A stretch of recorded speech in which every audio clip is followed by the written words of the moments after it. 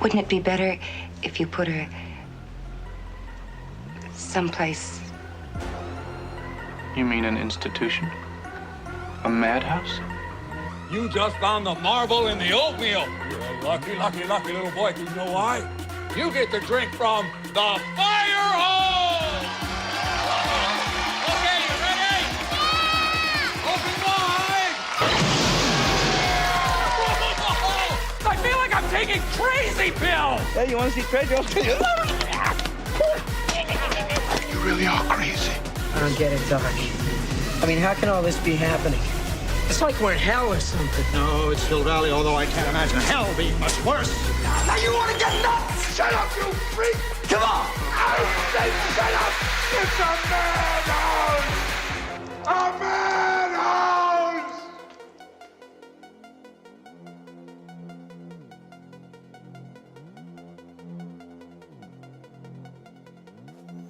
Hello, and welcome to Movie Madhouse, a Who Watches podcast about movies lost to the annals of time. I'm Travis Fishburne. I'm Alex Brunel. And it has definitely not been more than a week since we've done this. This week, we're covering a movie that haunted nightmares for generations, and that's Return to Oz. Return to Oz. Yeah, I love this movie. I had been meaning to revisit it for a while, and I'm happy that this show provided the opportunity for that and for chatter about it. Mm-hmm. And it's easily accessible on Disney Plus as well. For once, one of the really, like, this movie is very much in line with a lot of stuff that we've done. I feel like higher budget for sure, but very much in line with a lot of other stuff we've looked at. And it's one of the very few that's easily accessible. Yeah. It might be the darkest of all the things that we've watched. Which is ironic, just considering it's a Disney Studios film. Yeah. Before we started it, I told Sarah, I'm like, I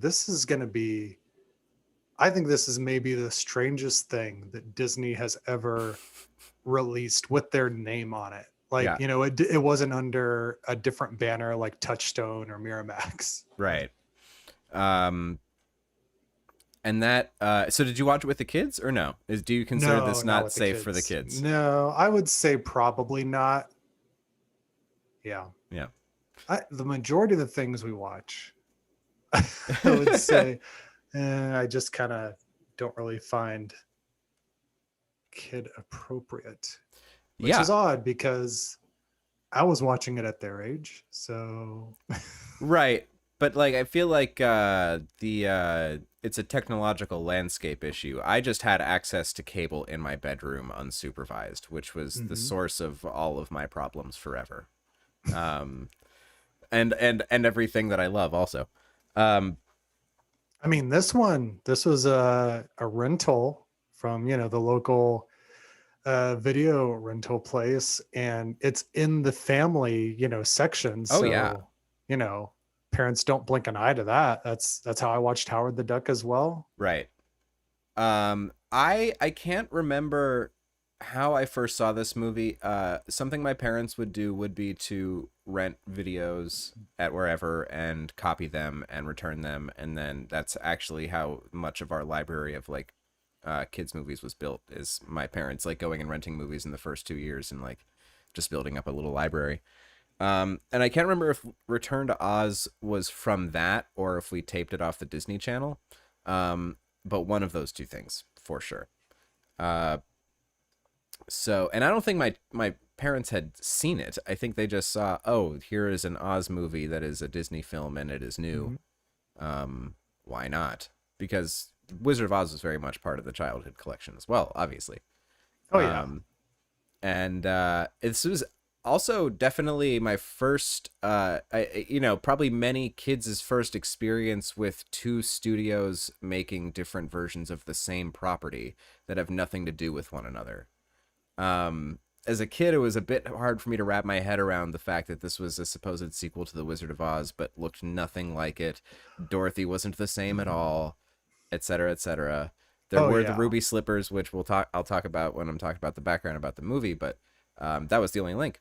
So yeah, No, yeah, we'll get into all those things because that was something Yeah. I remember as a kid being like, what do you, this isn't the right place. Those aren't the right characters. Right.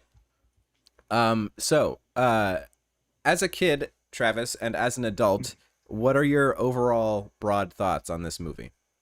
As a kid, Wheelers were pretty terrifying, Mm-hmm. as was the stop motion rock creatures. Yeah. That certainly And left an impression on me when I was a kid. yeah, as an adult, watching this is like all like I was just wowed by the stop motion animation. I'm like, this is so great. The way it integrates is so flawlessly done. Totally. And I, I was just very impressed by that. And we'll talk about that animation too, because that animation is beautiful. Yeah, as a kid, I remember watching it a lot. I remember liking the movie a lot as a kid, and I do remember being scared by the Wheelers and by the Hall of Heads. Oh yeah, that's the- a big scary part. So coincidentally, I was a big They Might Be Giants fan my whole life, and my parents, they weren't making kids music at the time I was a kid, so I just listened to They Might Be Giants, even though half their songs are about death. And so when I was 7 years old, there's an album called, 6 years old, there's an album called Apollo 18 that has a song called Hall of Heads on it. So as a kid, these two things were very much associated in my head, was the Hall of Heads in Return to Oz and They Might Be Giants song Hall of Heads from Apollo 18. Had nothing to do with one another, but there was a mental image that stuck with me, and still when I hear the song, I see like the Return to Oz Hall of Heads. Oh, and the scream that she lets out when she wakes up. Oh my god, it's horrifying. Yeah, Mombi. terrible. And as an adult, I mean, I think I had seen this in college, I think, but I hadn't seen this definitely like in the last 10 years. Yeah, I think same. I think it was about like 15 years ago or so that I'd seen it last. I definitely never had seen it like in high def where I could see like all incredible details and how good the movie looks now, and it's so good. But it's stunning, man. And then, I knew that it was directed by Walter Murch, which we will talk about, but I think that's what led to my like rewatch, like in as college. a young adult. Yeah, like knowing that it's like, oh, this wasn't just some weird thing. Like there's a very significant name attached to this, and you start pulling at the thread, and there's a few other really significant names that worked on this movie as well.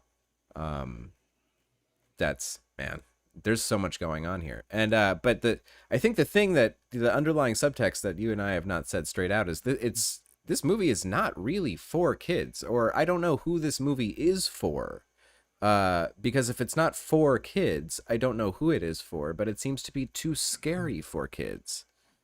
Yeah, too scary for kids, and at points too, I don't want to say dumbed down, but like overly whimsical for like, strictly adults. Yeah, that's a good way Jack of putting it. Pumpkinhead. Yeah. Or something like that. Totally. So yeah, there's this like innocence mixed in with it that there is, and there's a hopefulness, even though and it's not just dark in that like stuff is scary. Ooh, no, it's dark in that the movie opens basically with Dorothy being taken to a mental hospital and about to be given electroshock therapy. Yeah. Before she escapes. Yeah, it's hard to determine what's the scariest, darkest part, the real world stuff or the Oz stuff. Yeah. I mean, what kids movie opens with the main character about to be electroshocked? It's crazy. And it's like, and it's I mean, I guess we'll wait till we talk about the movie proper, because I guess it's worth dissecting. Every show, like I want it to like not last an hour and a half, so I'm like, maybe we won't dissect the movie, but like this movie kind of bears dissection. Yeah, we'll see. Yeah. Anyway, we can kind of get more into the role of the movie about how it was made. Yeah. I have amassed the info from IMDb trivia and Wikipedia that I will read and synthesize, but that's largely where this is going to be attributed to. So, Walter Murch apparently first pitched this movie to Walt Disney Productions chief Tom Wilhite. Yeah. Oh. I hadn't tried to pronounce his name before right now. Okay, so in about 1980, Murch was in a brainstorming session with Tom Wilhite, chief of Disney Productions, and Murch told him that he was interested in making an Oz film, which, unbeknownst to him, Disney owned the rights to the Oz books by Frank L. Baum, and wanted to make a new film because their copyright was about to expire.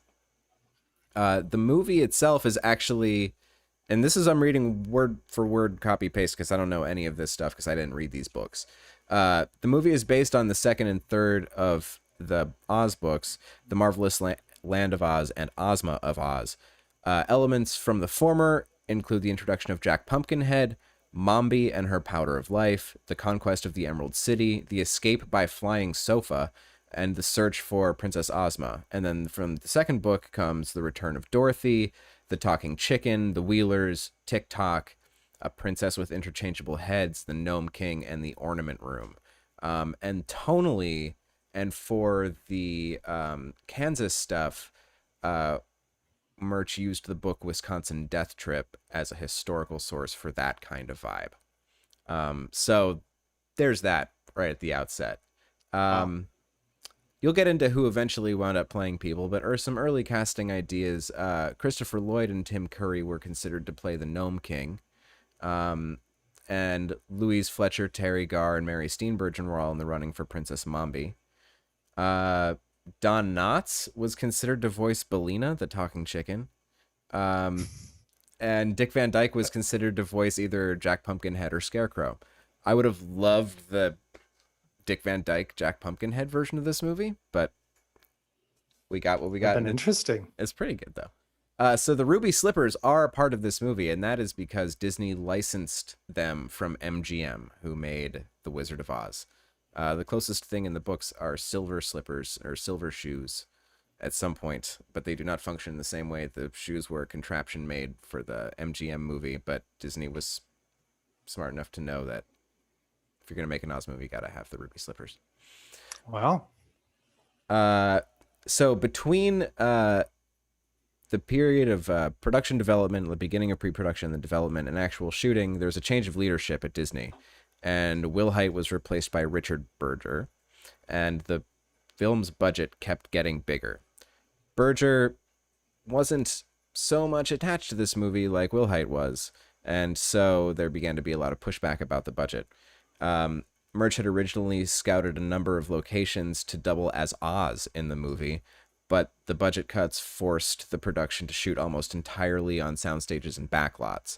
And that just kind of sent my mind spinning about, even though I love the sets that were designed for this movie, I think they're fantastic.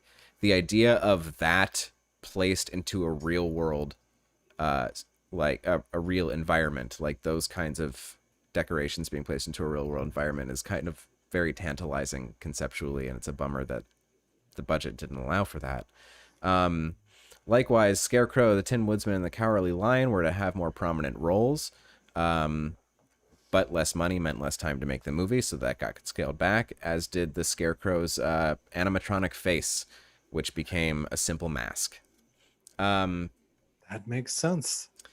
After 6 months of pre-production, Paul Malansky was hired to replace Gary Kurtz as producer. Up until this time, Kurtz was the producer on this movie, due to Disney's concerns that the movie was going over budget, and Malansky was able to cut the budget from 20 down to 16 million, and Malansky still insisted on Kurtz being given an executive producer credit for his involvement in the development of the movie, although he did not stay on through production.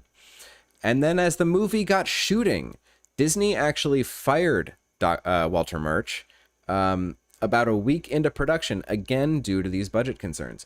The studio found dailies lacking and Murch's slow shooting pace disheartening. Then Murch got in touch with Francis Ford Coppola, Steven Spielberg, and George Lucas to help lobby for him at Disney, basically, which they did. Lucas even offered They to stepped off the set of Captain EO and be like, let's go take care of this. Time-wise, that's exactly what they did. So Lucas even offered to take over directing if Murch fell behind schedule again. But he did finish Murch finished the movie. It's his movie. But while in post-production, there were further management changes at Disney, and it could be the same replacement of Will Hite with Berger. I'm not totally clear, but either way, that's when the balloon popped and the whole money that was in for the theatrical run went away. So wasn't really promoted. Very short theatrical window. Basically just came and went and didn't really have life until home video many years later.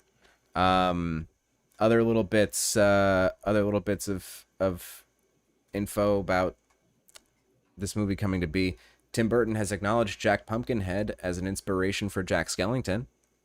I mean, it's uncanny. Obvious. Yeah. It's uncanny. And he was working for Disney at the time. Mm-hmm. He totally was. And one of the gentlemen inside the TikTok suit, gymnast Michael Sundin, had to stand upside down, so on his hands, with his legs bent and backwards inside TikTok's body to move the legs. Every time there was a full body shot of TikTok walking, I was like in awe because I'm like, how is this being pulled off? Yeah. Because it's a gymnast it doesn't make sense. Walking on his hands. Totally unbelievable. And this is the bit, this is just a line on IMDb trivia. I can't corroborate this. I can't say that this is correct. If this is correct, this movie is also partially responsible for this is a bad domino. One day when Lucas was visiting the set, he was wandering around to different sound stages where he came across a producer, Rick McCallum, working on a small film. And that is where apparently Lucas and McCallum met. A relationship that would go on to bring us the George Fests that were the Star Wars special editions. Everything 90s Star Wars up until Disney bought Star Wars was all produced by Rick McCallum. The greatest yes man in the history of independent Hollywood. Right? Lucasfilm is technically was technically independent Hollywood. I'm looking at Rick McCallum's IMDb right now because I'm like, what's he been doing? Has he been doing anything? He's got to be. He has. Really? Yeah. Yeah. Few shows and movies, like stuff and he's been doing it for the past 15 years. It's interesting. All right. I have no doubt of his abilities as a producer. I mean, like, all that Star Wars crap got made, Yeah. Anyway. In my head, I have a narrative of the history of Star Wars, and in my head, it goes like McCallum just kept saying yes to every single idea George had and never pushed back, and then we had this, and then we'll just ellipses off into my rant about Star Wars, but that figures into it very heavily. Makes sense. So many Star Wars connections with this movie. There are on the personnel side. We already have Walter Murch, like we've been saying, director and co-writer. Walter Murch is more or less, and there's a bit of hyperbole, but the godfather of modern sound design in film. Yeah. I think that his credit on THX 1138 was sound montage, and work that he did and that Ben Burt would later do kind of went on to pioneer the idea of sound mixing as its own separate art form, and sound design and film as its own real art form. I remember I was trying to look for it. You talk about the J.W. Rinsler making of Star Wars books that you're currently reading. He also helped Ben Burt write The Sounds of Star Wars. I want to get that book. Yeah. And there's like a little excerpt in there at the beginning where they talk about Walter Murch and what he was doing on American Graffiti and how he would take a microphone and actually record songs playing on the radio, which was brand new at the time for diegetic music. Yeah. Everything else was just like perfectly clean when they wanted diegetic music on the radio. And it's crazy that nobody thought to do that before No, to I make know. it more real. It's amazing. Merch, yeah, like you said, he did American Graffiti, he did THX. The key thing was he did The Conversation, which if you've ever seen, you know that the sound editing in that movie is just, for the time that it was made, just next level incredible work of storytelling is the sound mix of that movie. He's also a master editor and literally wrote what many consider to be the textbook on editing, even though the textbook is just a transcription of a lecture he gave that has since been revised for publication. But that's called In the Blink of an Eye. That, I believe, was my only textbook in our editing class in college. Travis, did you have Daniel for editing? Did you do that? Oh man. You know what? I don't know that I ever took editing. Okay. No, not actual film editing. Everything Okay. I took editing wise was all digital. So. Got it. Yeah, that was our only, it was like that and manuals of the Steenbeck and Final Cut. Those were the textbooks. He edited Apocalypse Now, which, you know, I'm sure there's no way to talk about how huge a job editing Apocalypse Now was, and he wasn't the only one who did it, but I mean, he is the credited editor on that film. He edited Ghost, The English Patient, many others. His only other directing credit is Star Wars: The Clone Wars, Season 4, Episode 8, The General. Which is just some... Captain Tarples dies in that episode. Oh. But it's just some episode of The Clone Wars. It's not, like, significant.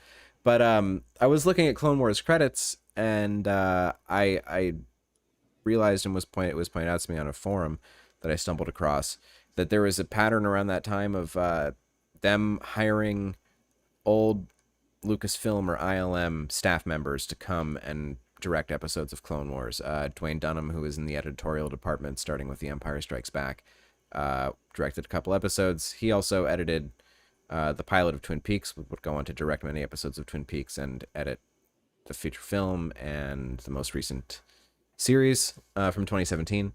But he didn't work on Return to Oz, though.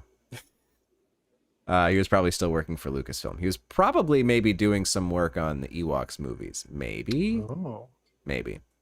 So that's Walter Murch, which him directing this film is a bizarre, kind of amazing thing. Just his resume in the important respects in sound design and editing, they're not huge. They're significant, but they're not like dozens and dozens and dozens of titles. It's a couple dozen titles a piece. And it's one of those guys that you just kind of, his work. And it's interesting that this is the one feature film that he directed. Gary Kurtz, like we said, originally the producer, then becoming executive producer of this film, was George Lucas's original producing partner and played a part in all Lucasfilm productions up until Return of the Jedi, when he and George parted ways during the pre-production of that film. But he, like everything Lucasfilm, Kurtz was there, and he was heavily involved during the production of Empire and all these things. And he's not the last very important Star Wars connection on this list. The man who had ultimately produced the movie, Paul Molansky, his main thing that he is responsible for is creating and producing the Police Academy movies. He is a producer on all 7 original Police Academy movies. Not an executive producer. He is a straight-up credited full producer on all 7 Police Academy movies, and apparently uncredited as the original concept guy. Steve Gutenberg owes this man his career. Yeah. I made the note, that's how he eats on a daily basis. But he was also the production manager on Jason and the Argonauts in 1963. So wow, that's interesting too. The composer is a man named David Shire. Huge resume going back to the early 70s. Not a huge number of titles I recognize. There was, I recognized this movie, and then Short Circuit, and then there was like 20 years of made-for-TV movies, and then Zodiac, and What? yeah, That's David weird. Shire. Zodiac. David Watkin was the director of photography. Huge body of work. David Watkin was approached to shoot either Star Wars or Empire. I can't remember which, but I know that he wasn't available for whichever one he was approached for. He shot the Beatles, among many other titles. He shot the Beatles movie Help, Charge of the Light Brigade, Catch-22, that old TV miniseries Jesus of Nazareth, Chariots of Fire, Yentl, Moonstruck, many more. IMDb also has Freddie Francis working as an uncredited director of photography on this movie, and I don't know what that means. I couldn't find more information about that. I would love to know more about that. I know the name Freddie Francis because he did a significant amount of work with David Lynch. He shot The Elephant Man and Dune, and also The Straight Story. He's a talented director in his own right as well. You mentioned earlier the Claymation. That's by Will Vinton, creator of the California Raisins and director of the similarly dark, quote-unquote, children's film The Adventures of Mark Twain, which features a very heavy, dark, psychedelic sequence that is very... It's very unique. It's beautiful. It's absolutely beautiful. It is scary. Yeah.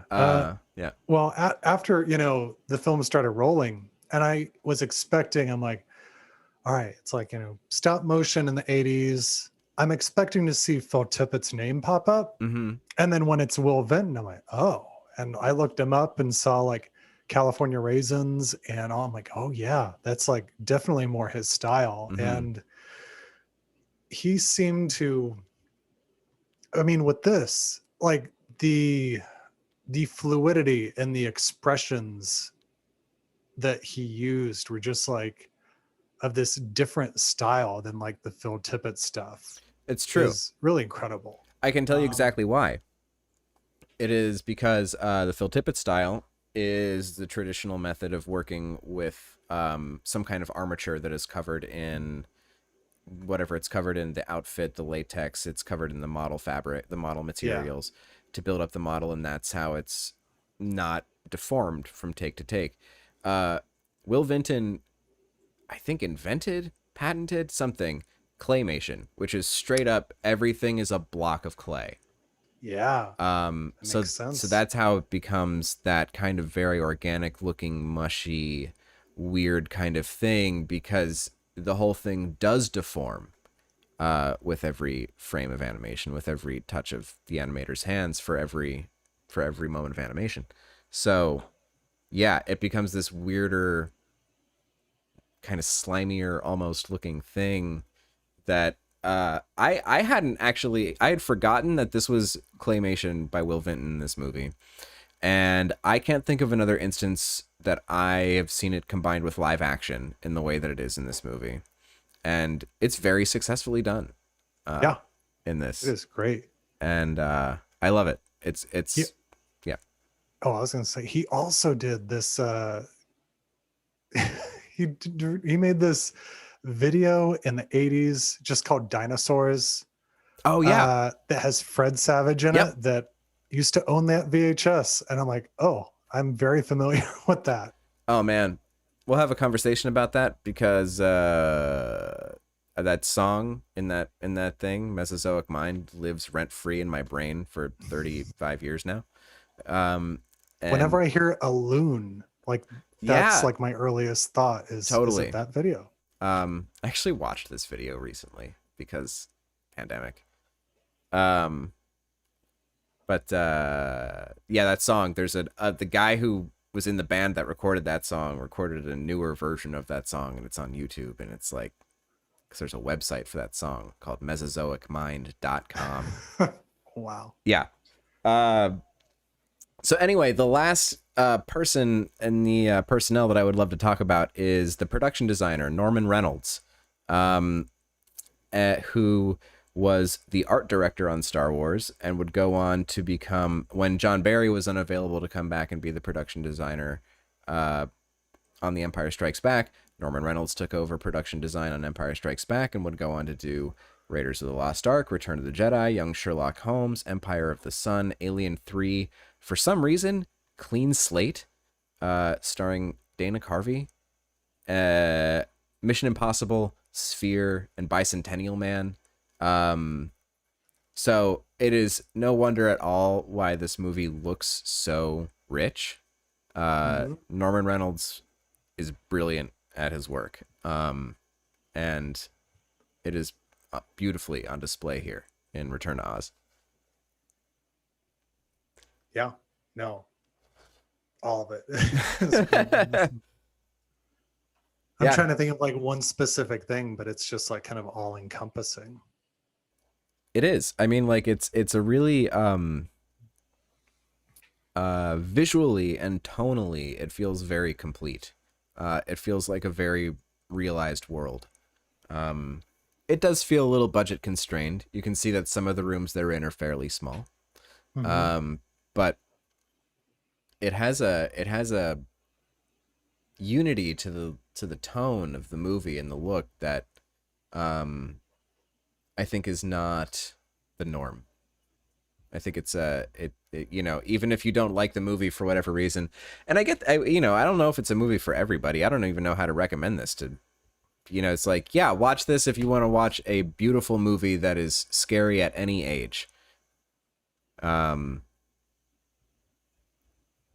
Yeah. I'm trying to think of the angle in which to sell it, and I don't know. You know, talk about the flying couch. I mean, I guess I would just say it's Walter Murch's movie. Like, Walter Murch made a movie and it was this movie and you should watch it. So yeah. Do you want to tell us about the cast, Travis? Sure. Let's get into that. We got first off, we got Fairuza Balk playing Dorothy, who we all know when she grew up was in things like The Craft, The Water Boy, and Almost Famous. Yup. And oh no, it's Debbie Mazar. I get her confused with Debbie Mazar kind of a lot. Yeah. I really like both of them though. Yeah. Sarah commented in the chat that she looks way younger in this than in the what would be the prequel to this movie. Right. Yeah, I agree. Which is how that tripped me up so bad as a kid. I didn't understand how this, and it you know, they were, I think Judy Garland was 16 and Fairuza Balk was 10, and there's just a height thing that happens between 10 and 16 that is irreconcilable. And yeah. Yeah.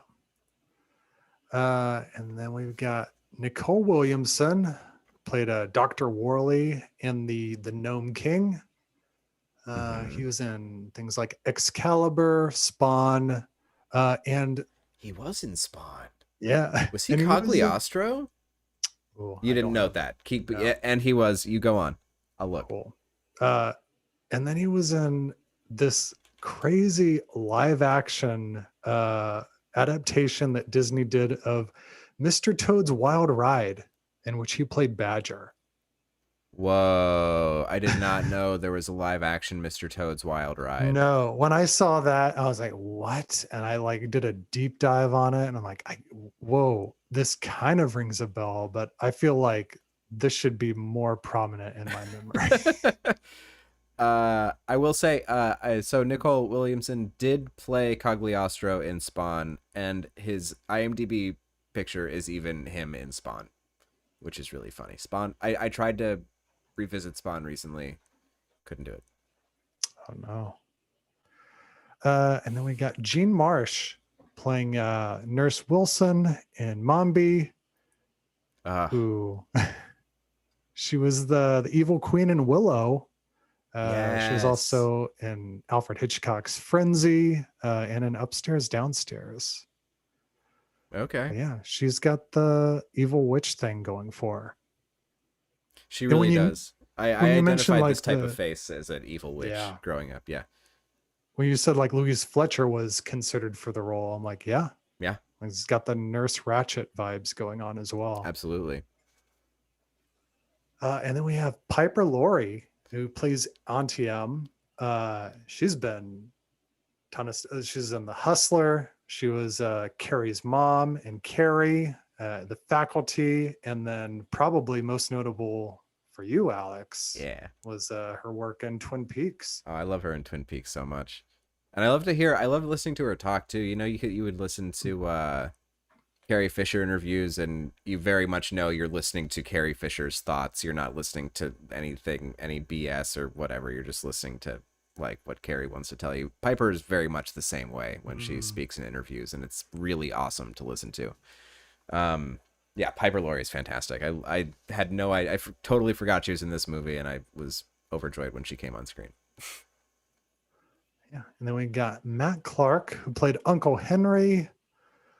And he was a Secretary of Defense in The Adventures of Buckaroo Banzai Across the Eighth Dimension. Oh, okay.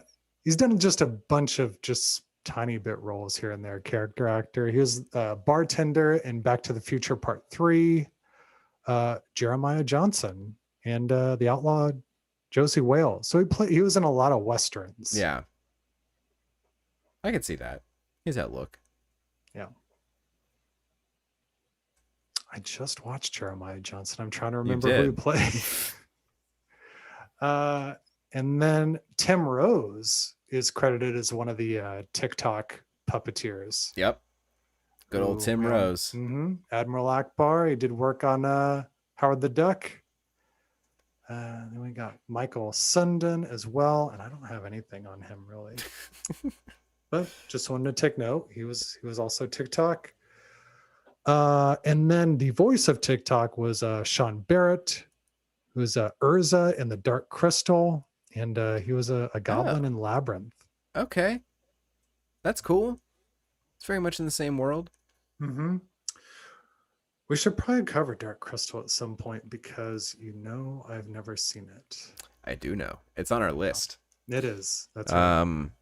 And I think Angela has seen it, but maybe not in years. And I had been really wanting to show her the Netflix series show, yeah, which is I will recommend without hesitation to anyone, regardless of whether or not they have seen the movie. It is a beautiful work of standalone fantasy that you can just watch by itself. The movie is great to go with it.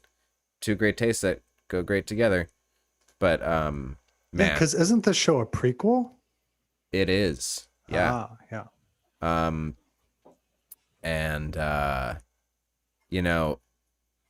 it's one of these things. Netflix spent way too much money on it for it to ever have gotten more than one season, which is hugely unfortunate. I just don't think that there's a real world in which that show could have gotten the ratings to finance a second season.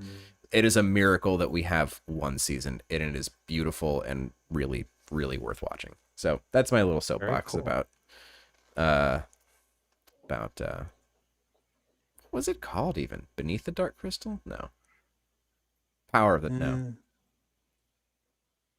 I don't know.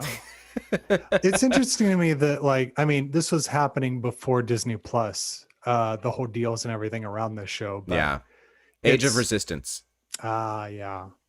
It's just curious to me that they didn't maybe hold off on it, like Disney being, the Jim Henson, they own. Yeah. Well, they don't own the movie. They don't own the movie though. Okay. Because they own the Muppets. Mm-hmm. They don't own Henson. Okay. Makes sense. So Henson Studios, it's still its own operating body, and they work with Disney a lot, but it was Henson Studios that made the deal to make the show.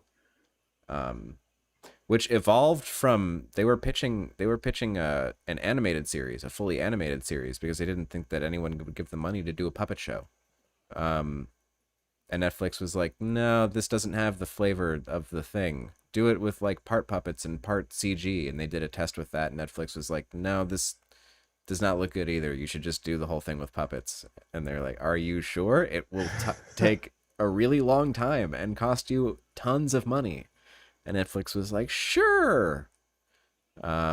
Which was financially the wrong choice. but artistically beautiful. Check it out. This is also, I mean, it's weird to talk about this in the past. It's still the age of streaming, but this is back when like Netflix was really the only like king of the mountain and nobody True. else was like coming close to them. So it's like, True. yeah, do whatever you want. And We even got the though money. that was only 2 years ago, Mm-hmm. yeah, jeez, that was only 2 years ago. TV time moves fast, y'all. But then speaking of Henson properties, Brian Henson was the voice of Jack Pumpkinhead. Well, there you go. And he is one of the sons of Jim Henson. He would go on, he directed the Happy Time Murders. He was the voice of Hoggle in Labyrinth and various, you know, Henson productions throughout the 80s. Yeah. Happy Time Murders is not good, which is very unfortunate. That's so I've heard. Yeah. I didn't see it because I heard such terrible things. I wanted to see for myself. I was bummed. And then a guy named Lyle Conway did the voice of the Gump. Gump. He doesn't have a whole lot. He was in Blade. He also had a voice in The Dark Crystal. A guy named Justin Case Nice. was the performer for the Scarecrow. Nice. He was a mime in Superman 3 and in Kenneth Branagh's Hamlet. Was he a mime in that too? No, okay. no, not a mime in that. The Cowardly Lion, John Alexander played both the Cowardly Lion and a Wheeler. Okay. He was in Men in Black, Planet of the Apes, Zathura, Hellboy 2, Mighty Joe Young, Baby's Day Out, and the Country Bears movie. I kind of feel like we should cover the Country Bears at some point. We could cover the Country Bears. I've never Oh. seen that.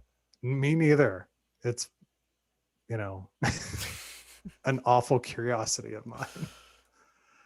But yeah, this guy played a lot of apes because he was it's the Tim Burton Planet of the Apes. I should verify that. And then Mighty Joe Young, he was Joe Young. And in Baby's Day Out, he was the gorilla. Okay. You know, I forgot there was a gorilla in Baby's Day Out. Oh, never forget. A real film. Looks just about as real as the gorilla in Trading Places. Yeah. And then we got Emma Ridley played Ozma, and she just really has not done much. She was in an episode of House of Horror and Boy Meets World. Okay. So, and then we've got pretty exciting one. We got Deep Roy is credited as the Tin Man. And Really? Deep Roy's got a big long history. He was Droopy McCool in Return of the Jedi. He was in Neverending Story, Charlie and the Chocolate Factory. He was all the Oompa Loompas in Tim Burton's Charlie and the Chocolate Factory. Deep Roy gets a lot of work. He was in an episode of The X-Files where he played a guy that smuggled himself inside of people. I remember. Yeah, that. He was also a little bit in Empire Strikes Back. He was the long distance freestanding Yoda. Oh yeah. Deep Roy's been around. Deep Roy. Yes, he has. And that's the end of what I have for the cast right now. Nice. So with that, we can move on into Trek connections. And you people, you're all astronauts on some kind of Star Trek. And with that, I mean, we can just stick with Deep Roy because he is the only person in this movie who was in Star Trek, but it was a significant role. He was Keenzer, Scotty's best bud in all of the Kelvin timeline movies. Yeah, I like this character, actually. Mm-hmm. I really love this picture I found of both of them broing it up. Yeah, that's a good one. This is a good collage. Scotty should have this on his desk in the Enterprise. Absolutely. Yeah, Keens are probably Sarah's favorite character from the Kelvin timeline movies. Sure. I get that. I totally get that. Much like my favorite character from Rise of Skywalker was Babu Frick. That's right. All right. So with that, we can move on into the film itself. Yeah. All right. I am gonna skip over some stuff, but as the movie opens, Dorothy's eyes are very haunted. Like the very first time we see her, she's just kind of staring blankly. She has like, PTSD eyes. Her dad fawns over a newspaper ad for electroshock therapy. So yeah, this is like the hard realities of life for this family post tornado are like really on full display. The house is half rebuilt. There's no house from before. It's only half rebuilt. There's still just kind of destruction everywhere. Like nothing. It's very much a broken property. Yeah, it's pretty sad. Yeah. Depressing. Dorothy happens to find an Oz key in the hay on the ground. They take Dorothy to the doctor's office where she's basically being set up to be given electroshock therapy, and the shock machine itself is terrifying in its design. But it's got a face. Isn't it a friendly little face? That's the worst part, is that it has a kind of face. I can't imagine how terrified Dorothy is when like Auntie M leaves. Like Dorothy's not expecting her to leave, and then Dorothy is going to stay overnight, and Auntie M just leaves. I can't imagine how scared Dorothy is. So I do want to point out this is Murch doing sound design in either the direction of the film or in the screenwriting process, because he did co-write the screenplay. The creaking sound of the gurney that Dorothy is strapped to, we will later hear as the sound of the Wheelers. That's good. So I just love that just like an element of sound creation is inherent in the piece wherever Murch is. It's just like that's part of the thing. Right, now we get the little ghost girl. Ozma starts popping up around now. Which is also a lot for a kid to wrap their head around, and also kind of implies that she was killed in the mental hospital here. Oh, I didn't think of that. To me, because she appears rather ghost-like. So nighttime falls. She's getting pulled into the shock room while it's raining. Everything is terrifying. Like, really, everything is terrifying. This scene is very scary. The power goes out, and what we hear is the wails of the insane. That's all we hear. We hear like the wind and the rain and insane people screaming far away. And here we get a tick tick ticking, which we will later hear is TikTok. Again, more sound design like wrapped into the fabric of the movie. So when Ozma is rescuing Dorothy, and my note here is this movie really about Dorothy's insanity? Because you know what, man, I think it might be. I think there's an argument to be made that this movie is what happens in Dorothy's brain as she's being electroshocked. Yeah. There's like the cut back to reality ending that just never gets cut back to at the end of the movie. Yeah. But like, I don't know. The cut back to reality also states that place burned down. That's true. And that the doctor with got it killed going after, right, his toys. Right. That's right. Forgot about that part. So anyway, it's not to discredit that. I'm just no, saying. But that's, yeah. Anyway, so So Dorothy runs away into the woods where it is perilous as hell. The girls wind up getting swept away. Dorothy winds out floating out to sea in a floating crib of some kind and winds up in Oz. Yeah. After she traverses the great, Kansas ocean. Right. The great oceans of Kansas. So first thing she notices is her chicken talks now. And the chicken is there. Chicken is there and it talks. It's a pretty good puppet, actually. Oh yeah, it really is. I always thought this was a real chicken when I was a kid. Like, because I also would watch like Milo and Otis and Homeward Bound and other movies with real animals. So I think I thought that this was a real chicken for a time. The water dries up, and they find themselves in the deadly desert that surrounds Oz, and they must cross on the stones lest they turn to dust, which is the real threat. The rock has an animated eye. This is the first place we're seeing the claymation rock stuff pop up. That's so cool. They're trying to get to the King of Oz, Scarecrow, when they run into a lunch pail tree. This thing is so awesome. When I was a kid, I wanted the lunch pail tree to be real so badly. To be able to just walk up to a tree and you pull down a bucket that has a packaged sandwich and an apple and some other stuff. You just pick it off a tree. Love it. Yeah, no, the whole idea and the imagery of that, yeah, it sticks with you as a kid. Yeah. It's just like lunch. Like lunch for me, I don't know. Lunch was a very appealing word to me as a kid. And that tree grew lunch.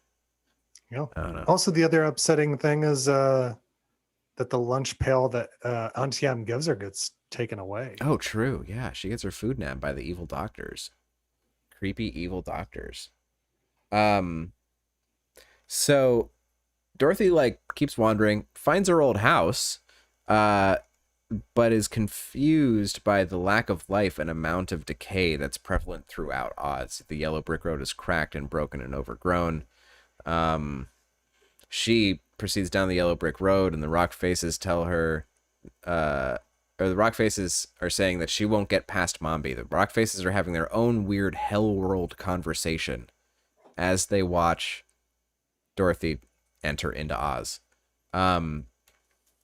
And we get into the Emerald City, which is in total disrepair. People of stone everywhere. Buildings cracked and broken, plants overgrown, graffiti warning of the Wheelers, and then the Wheelers are there. And Travis, how would you describe the Wheelers?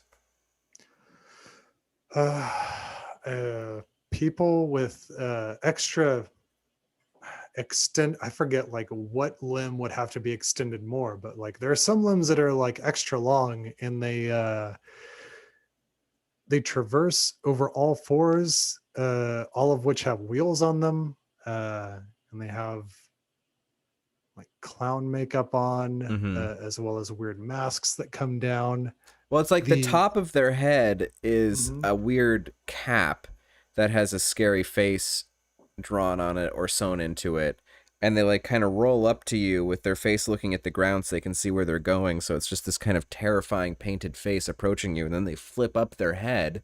You see a completely different scary face, all the while their wheels, which have never seen WD-40 in their lives, they don't have that in Oz, are making the worst sound. Their outfits are amazing. They look amazing. They're a beautiful design. They have kind of dreadlocks. The makeup design is insane. All their outfits are different from one another, but very much obviously similar. They're beautiful outfits. More of the beautiful design work in this movie is the Wheelers. Yeah, the head wheeler, who we've already credited as John Alexander. I thought in the movie, I'm is that Matt Frewer? He kind of reminded me of Matt Frewer. Totally. I very much get that. Oh, I would have loved if it was Matt Frewer. So we see some headless dancing stone women, foreshadowing. And And we'll just say this right now. These are all people. The Gnome King has turned all of Oz into stone. So this is the entire population of Oz that Dorothy is interacting with. They are just frozen, and some of them have been decapitated. Yeah. She sees the Tin Woodsman as stone, and so is the Cowardly Lion. When troubling implications at the end of the movie, when everybody is brought back to life, what happens to those headless people? They're fine, actually. Oh, okay. Because two of them we see. The two women that the two heads that Mombi wears before her own in the film. We see those two women at the end of the film. Yeah. Mm-hmm. With their That's heads. Right. So presumably they just get them back because magic. Cool. Which is good. It's good to know. So the Wheelers chase down Dorothy, and she gets cornered and then uses the Oz key to open the dead end somehow. There's just a hole in the dead end, and she opens it and goes through. The Wheelers are very upset about the chicken. The Gnome King doesn't like chickens. This is absurd and very significant. Yeah, they planted that seed early. And egg. Yeah. That egg, yeah. And it occurred to me at this point, like, how bold of a move it is to make Dorothy's primary companion and then companions like realistic puppets. And these, like, there's no human companions. Like the original Wizard of Oz, you had the Cowardly Lion, you had the Tin Man, you had Scarecrow, which since it's 1939 is just like a stage musical, and it's men in suits. And people buy that because it's just kind of a stage musical on screen, and it's very heightened, and that's not what we're looking for. But this movie, we're kind of seeing the real things that these things would be. So everything that Dorothy's hanging out with is a non-human creation, which is crazy. So Dorothy has locked herself in a storeroom, basically, where she meets Tick-Tock, a mechanical member of the Royal Army of Oz, who is a very cool kind of pot-bellied steampunk design. He's a brass man, very round head, kind of waddles in an R2-D2-esque fashion, but him walking, I mean, it's more than that. It's because it's way bigger than R2-D2. It's actually, it's an amazing creation. No, like I said, every time you see him walk, I'm like, how'd they pull it off? Yeah. I mean, we know how they did, but still. Right. And Tick-Tock's thing is he will last forever, but he has to be wound up, and he has 3 motors that have to be wound up. He tips his hat. Think works, his gear works, and movement works. Sounds right. Think, talk, and move. Oh, talk, yeah, that's it. That's it. Think, talk, and move. So yeah, they escape. Tick-Tock has to walk. It's great. The Wheelers confront our heroes. Dorothy runs while Tick-Tock beats the crap out of them by spinning, which is a good trick. Yeah. Wish I had that sound bite. So what they learn, or what Dorothy learns, is that the Scarecrow Scarecrow locked Tick-Tock away and told him to wait for Dorothy because everyone was turning to stone and there was great concern. The Gnome King had conquered the Emerald City, took all the emeralds, and turned everyone to stone. The only person who knows where the Scarecrow is Princess Mombi. And then we are at Mombi's castle, and every matte painting in this movie is a gorgeous work of art and should be in a museum.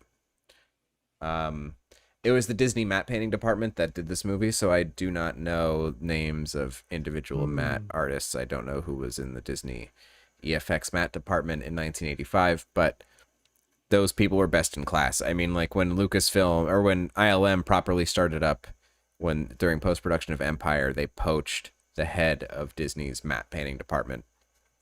And then I don't know what happened in their matte painting department after that. Mombi's castle, a beautiful, huge, opulent house, but disused for some time. again, the attention to detail and the production design and just the set decoration here. Talk is leaving these giant footsteps in settled dust. I noticed that too. I'm like, oh man, after every take, they had to like make sure Reset the dust whole looked dust. untouched again. Yeah. Yeah. Just such complete, beautiful work. Upstairs, eventually, they get to, it's radiant and gleaming in golden mirrors. A woman is playing an instrument on a throne. She's wearing a spiky dress. That looks kind of similar to the Wheelers. This is Mombi. Here's the Hall of Heads, because this movie has a Hall of Heads. And when we say Hall of Heads, this is literally a long hallway filled with 30 disembodied heads of young women. Is that correct? It's 30. It's there because it's 31 heads, which includes her own. Yeah. Right. So it's a terrifying, and everything is golden and mirrors, and what makes them actually so creepy looking is because they're such a practical effect, because all it is an actress sitting on a stool and their head is poked through a platform in the bottom of this box, and the box is lined with black velvet, so all we see is their head. But the appearance is a head in a black void, and there is a hallway just filled with heads in black voids. Yeah. Which is like a much scarier visual for me, I think, than like heads in jars. I was about to say, like, it's like Futurama but scary. Yeah, I would rather the heads be in jars. So Mombi just changes her heads on a whim because that's the thing evil queens do. Just steal other people's heads, the whole heads. Then she wants to steal Dorothy's head. Yeah. A 10-year-old. She's got to like mature a little first. Right. She needs to age Dorothy. That would have been an extra creepy visual, as 10-year-old Dorothy's head on her body. Yep. Yeah. I mean, that is a terrifying visual conception. And TikTok's action wound down, so he can't help. Dorothy is kidnapped. She took Belina also. So locked in the tower, Dorothy sees the Gnome King's mountain out of the window. And in the room, she sees a painting depicting all of her friends. Then, all of a sudden, there is a talking jack-o'-lantern, Jack Pumpkinhead, who is basically sticks and logs tied together with a pumpkin for a head, and also he's terrifying. He's very cool, but he is a walking twig man with a pumpkin head, and if he wasn't a grinning doofus that was obviously so sweet and naive, he could very easily be a horror movie character. Absolutely. Yeah. And half the time he's a puppet, and the other half of the time, for like the full body like shots, he's a person in a suit. Yeah, and some weird perspective stuff because a person isn't quite thin enough. No. Yeah, it's a really interesting creation. But Dorothy is very chill about him. He's mostly afraid of spoiling. And he wants to call her mom. He wants to call Dorothy mom. Jack happened because Mombi used the powder of life on him. So now we know that there's a powder of life. They leave the actor to the room to get TikTok. Yeah, he's pleading with Dorothy to call her mom. And what? I've lost track of my notes. Oh, so they start to put together the flying couch. The Gump, right? This is the Gump head. Yeah. Okay. Yeah, the Gump head is a green moose that's just like mounted to a, like mounted on the wall. And the team, TikTok and Dorothy and Jack, are just throwing this thing together with couches and bits and bobs, like a cradle, chairs. They're just trying to put together this weird flying machine. Dorothy goes and steals the key from Mombi. to what's the key? I must have. It's to get Thank to you. Mombi and the powder of life, Right. Okay. So she steals the so key that they can sprinkle that on on the gum sled head. It's and bring it to life. Right. it's a very like just what the heroes do is a creepy, terrifying notion of we're gonna give life to this thing and hopefully he likes it. Because Yeah. Hopefully it's what not would have happened mad. if like if he like came to life and he's like, because eventually we see he works just as well without the rest of the body and just like the gump Right. head, and it's like that's He still very much exists. yeah, and he could be like, oh, I didn't want this life, why did you do this? Why did you give me this? Yeah. Which is a reasonable response to spontaneous existence. Mm-hmm. So Dorothy steals the key and all of the heads scream at her and it is terrifying. Yeah. That's the scene that scared me as a kid. Dorothy grabs the powder of life and runs off. She sprinkles it all over the sled after winding up TikTok. Mombi's headless body smashes the glass and retrieves her own head. This is also very scary. The sled is alive and escapes out the window. This is the Gump. Flying around in the terrifying, friendly, palm-winged furniture moose that is green. Sled Moose does immediately question its own existence and then says it doesn't feel well and laughs about it.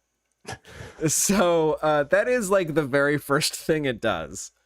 Yeah,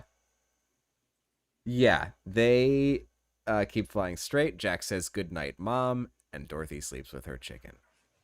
Mombi plays lute in her castle, brooding in a twiddly fashion.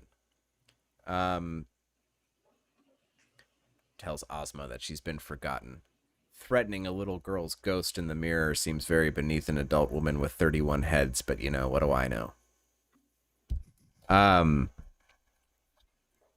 Wheelers in the forest are in pursuit. The performers and wheels on the dirt road are very impressive here.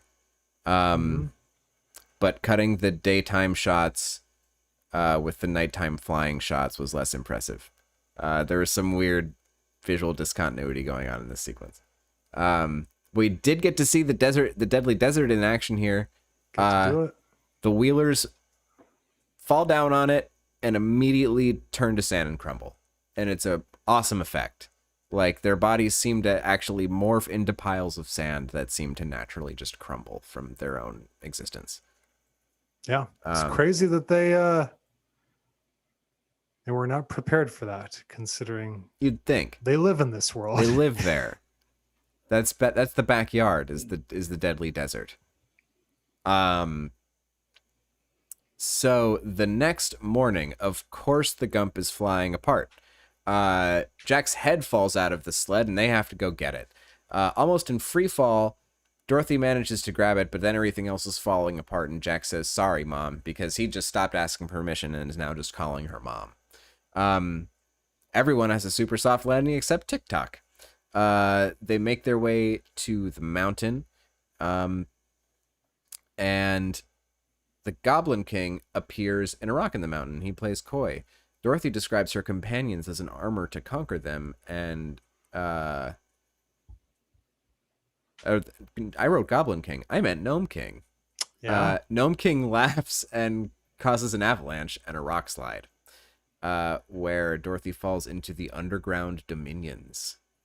Yeah. Again, the visuals with the Gnome King on the face on the side of the mountain. Yeah. And how it just mixes with the live action so well. Yeah.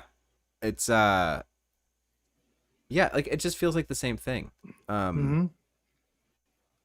Yeah, it's a beautiful effect. Yeah, like I know where the seams are. I know, like, all right, this is where this starts, and that, but like still, like the way that it's lit seems to match so well. Yeah, totally. It's integrated very well. And so when Dorothy's falling down, she's just falling into insane imagery endlessly, while the Gnome King rants about taking back what's his. Yeah, she's falling into that mind evaporator machine that Itchy uses in the holiday special. Absolutely, that is totally what she's doing. And she finally lands in the arms of the Scarecrow for the briefest moment until he's blinked away with lightning. But of course, the Gnome King turned him to stone. So I wrote that the Gnome King animation and puppet combination here works very well, and this is an amazing effect in this conversation here. So cool. Like, you could just watch the last half an hour of this movie, I guess, if you really just wanted the best of the visual stuff. Watch the whole movie, though.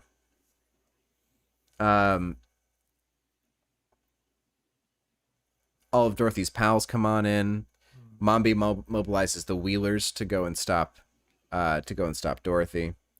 And very much like the Wheelers, it seems obvious they're kind of like the fill-in for the flying monkeys at this point. Yeah, they feel very Flying Monkey-y. Gnome King offers a game. He describes the rules of the game, and the weirdo friends convince Dorothy to play. Rock hands, something similar to imagery that would appear in Labyrinth the next year, pull open a door in the wall. It's this crazy animated, really cool effect. That there's imagery that it brings to my mind that I won't mention. It's very gross. But it is many hands pulling You don't apart. have a visual for that to throw? We're not going to do that. We're not going to do that. I'm past that time in my life where I would go that.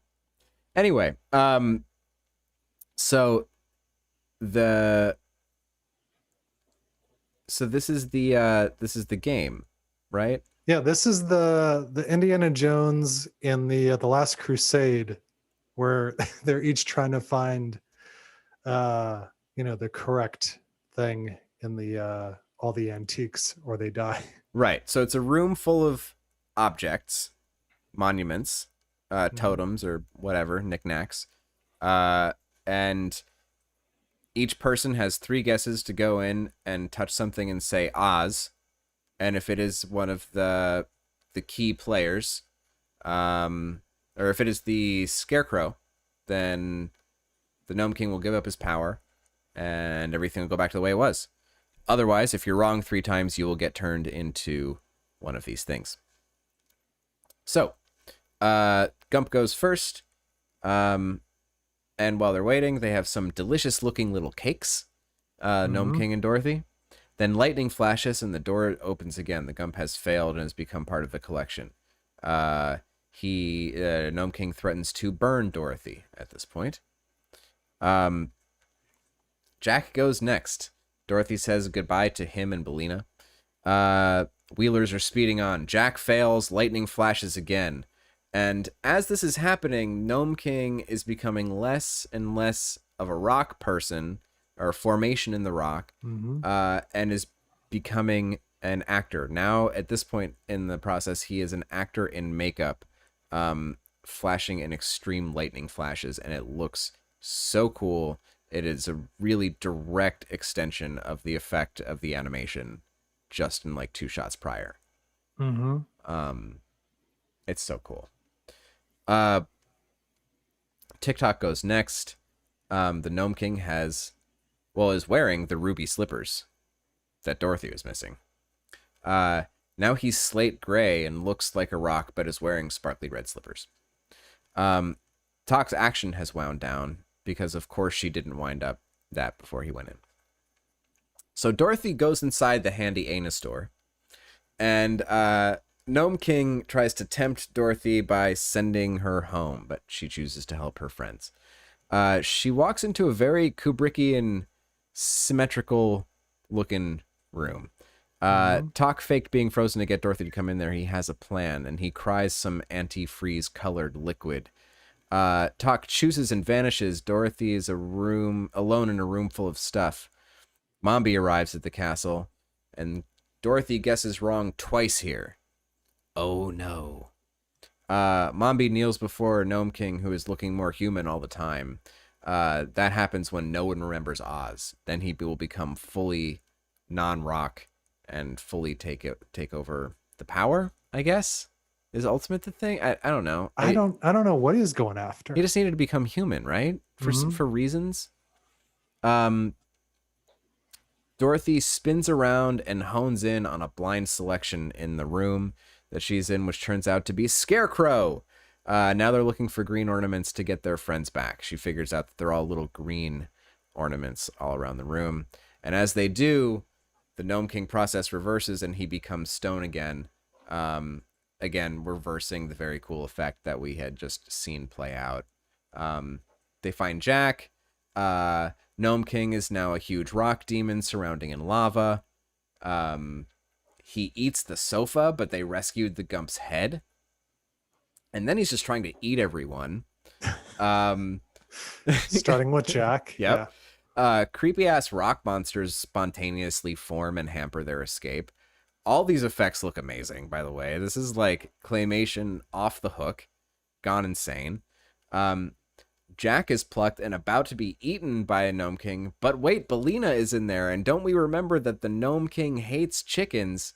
Gnome King panics and a single egg rolls and slides down Gnome King's throat. And apparently that is poison.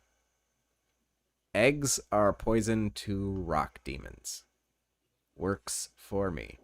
Didn't know that. Yep. All rock monsters shrivel away and die. It's gross and scary and also kind of sad. Yeah. Yeah. Dorothy rescues... Because he's got like a skeleton as well. He does. He dissolves.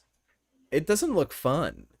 You know, and this is very similar to Dark Crystal in tone in certain places. Dark Crystal is similarly dark. Maybe not as relentlessly, but in such varied ways, but it is also dark. So Dorothy rescues the ruby slippers. She makes a big wish to restore Oz, which totally works. Everything is getting back to normal now. All the creations look so cool.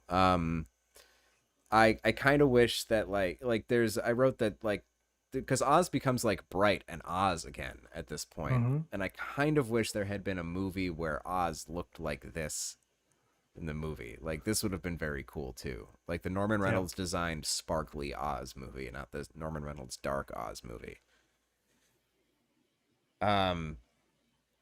Yeah. So we're back in Oz. Everything is cool and happy now.